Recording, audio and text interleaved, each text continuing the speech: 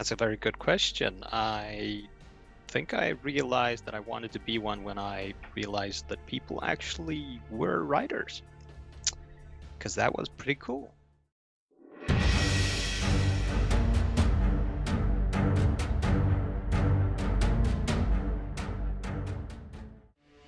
I'm not quite sure how old I was when I started, like, pondering it seriously. I mean, I always had the idea that I would be, but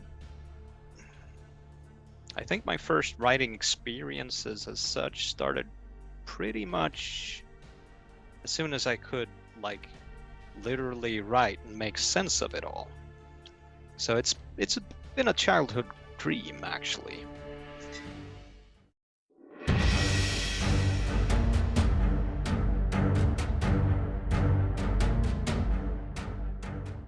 First thing that I have recorded, so to speak, that I actually have saved in some sort is a more or less a lost valley of dinosaurs kind of thing when I was about, I don't know if I was 8 or 9, and my mom actually still has it somewhere.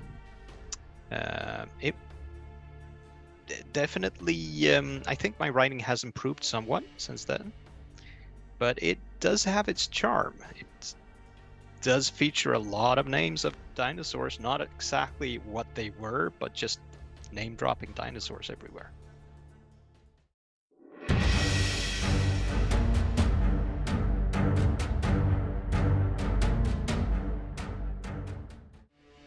Thing is, I didn't actually have the entire story set out when I started. I'm a pantser, so to speak. I basically just sit down and start writing. So me and my friend Johanna, who is currently actually asking these questions, just decided one day that how about we just try writing a full-length novel? And I had like a lot of background information and stuff from like playing role-playing games um, to an area where the players never got to. And I kind of decided, I have this stuff and I'm never gonna tell anyone about it, so why not just write about it? That's kind of how it started. I kind of like just made a what if you have like a character like Ulmar and you just put him smack in the middle of this and see what happens.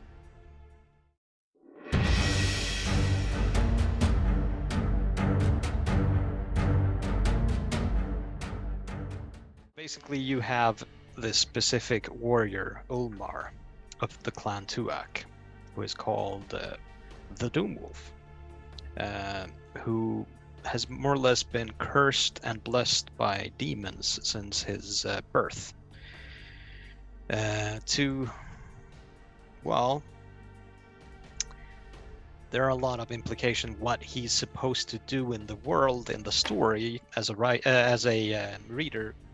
I'm leaving that part for you to just find out. But the story is very much about him and him returning to his village, to his people after a long winter, and seeing how the winter has actually changed the people there. It's been a very rough time, full of hardship and starvation. And his uncle, the chieftain of the clan Tuak, decides that they should try to mediate with their arch rivals and thereby getting opportunities to do something greater than just eke out a meager existence as such. And Ulmar, being the fierce warrior, like the champion of the Tuak, is of course embroiled in this. I'm not going to tell a lot about how, but he will actually take on a quest of his own during the story itself, and step out of the bonds of the clan Tuak.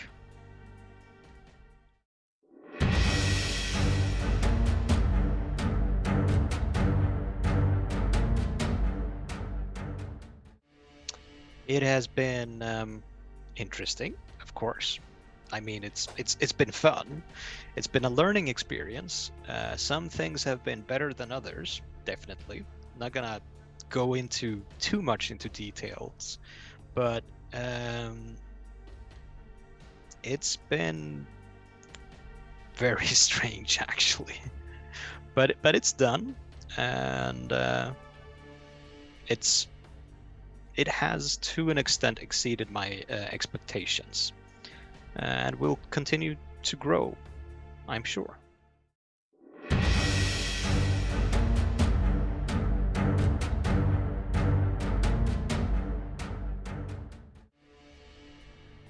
Well, it kind of depends on how you are as a person, I'd say. That, you know, there are as many ways of doing it as there are people on the earth. But if you're a basic like pantser like me, then the tip would probably be just to sit down and just start writing. If that doesn't come naturally, if you just, get stuck, then plan like a period of time, as often as you like, and just keep on writing, and just don't do anything else during that time, because then you will be doing something else. Just, you won't be writing. Just plan that as your writing time, and don't listen to the voice that says you can't. Just, just do it. Just tell a story. It can be as bad as you want. It can be like the worst thing ever. Doesn't matter, because that's what, second, third, seventh, or 80th drafts are about.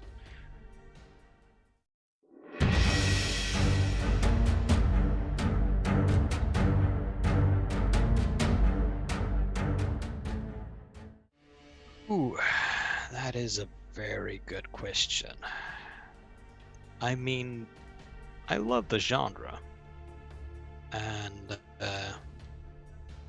I'd have to like go to the basics of Tolkien, because that's more or less where I picked up like the love of the genre. My father actually read Bilbo to me as a child, and I loved it. It was great.